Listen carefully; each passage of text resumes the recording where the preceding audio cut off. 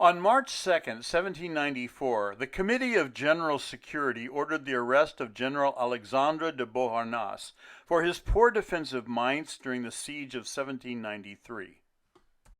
His wife Rose was jailed in the same prison on April 21, 1794. The couple had shared 2 children together. He would be guillotined during the Reign of Terror in July at the age of 34. His wife Rose would be released afterwards. The marriage was a complete disaster. Despite fathering 2 children, Alexandre continued to frequent brothels. He abandoned his family for an entire year during a tryst. Rose was granted a legal separation before his arrest. She resided in the Pentemont Abbey during her separation while her case against Beauharnais was being heard. Upon his death, she discarded his surname. Following her release, she engaged in brief affairs with several prominent political figures.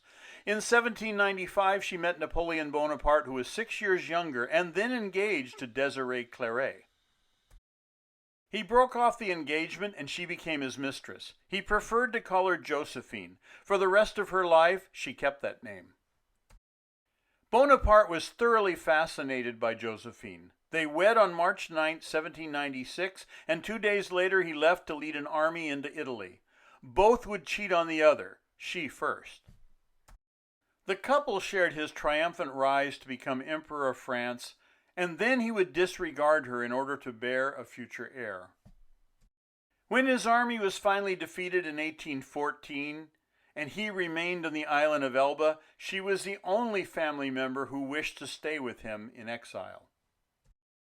Her request was denied. Shortly afterwards, on May 29, 1814, she died of pneumonia at the age of 50. Bonaparte plunged into intense grief upon hearing the news of her death.